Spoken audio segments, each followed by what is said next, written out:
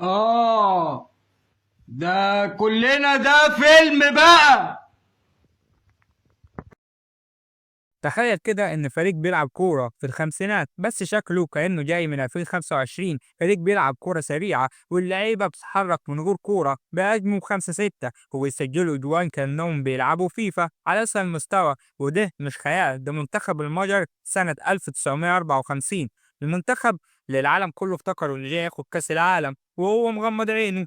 بس اللي حصل حاجة محدش قدر يتوقعها أو يصدقها. حكاية بطولة كأنها دراما ومعجزة قلبت التاريخ. خليك معايا علشان دي حدودة كأس العالم 1954 من سلسلة حواديت المونديال. الفصل الأول لسه أوروبا تتعافى بعد الحرب، والاتحاد الدولي قرر إن البطولة دي تتلعب في سويسرا، بلد محايدة وجميلة وهادية.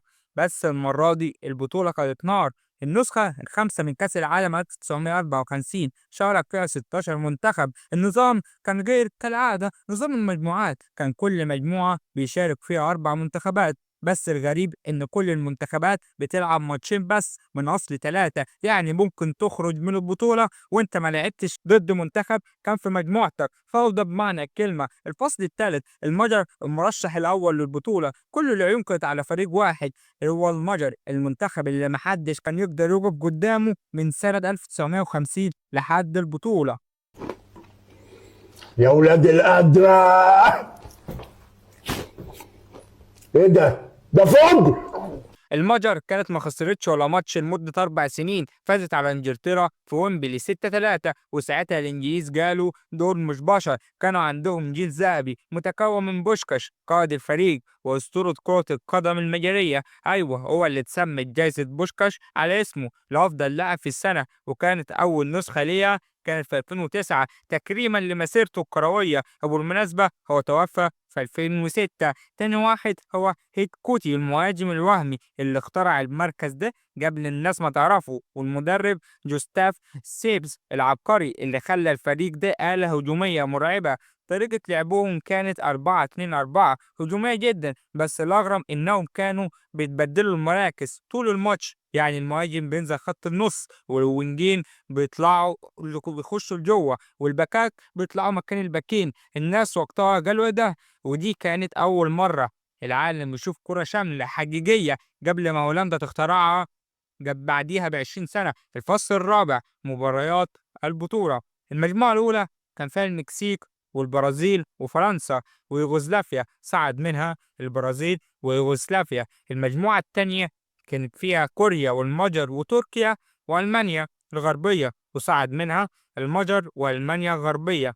المجموعة الثالثة كان فيها اسكتلندا والنمسا وتشيكو سلوفاكيا والأوروغواي، وصعد منها النمسا والأوروغواي.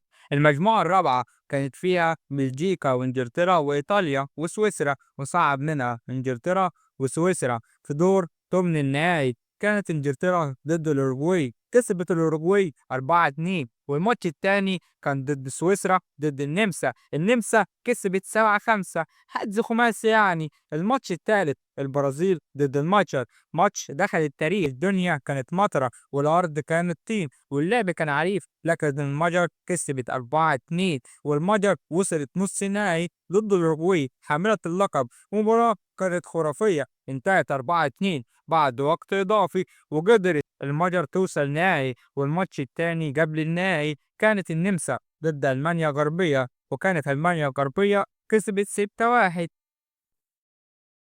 تأكد إن أنا لا أريد أن أكلمك تماما يا حبيبي.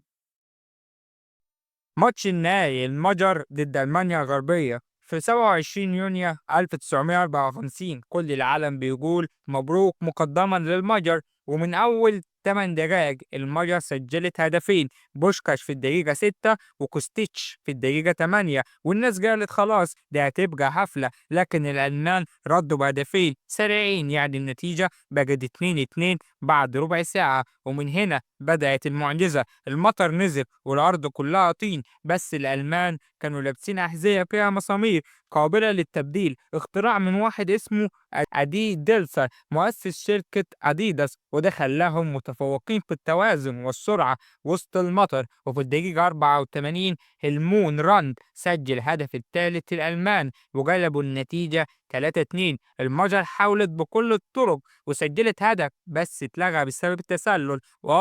كان في ساعتها تسلل، علشان الناس اللي بتقول أهداف بيليه معظمها تسلل. قانون التسلل تم تطبيقه عام 1963 وصفر الحكم، وألمانيا الغربية بطلة العالم لأول مرة. رغم إن المجر كانت أفضل فنيا، بس الألمان كانوا أذكى تكتيكيا، درسوهم كويس وعرفوا إنهم بيسيبوا مساحات ما بين خط النص وخط الدفاع، ولعبوا على المرتدات والكرة الطويلة. وغير كده اللي عطل المجر كان المطرة، لأنهم كانوا بيلعبوا كورة على الأرض وده كان صعب بسبب الطين.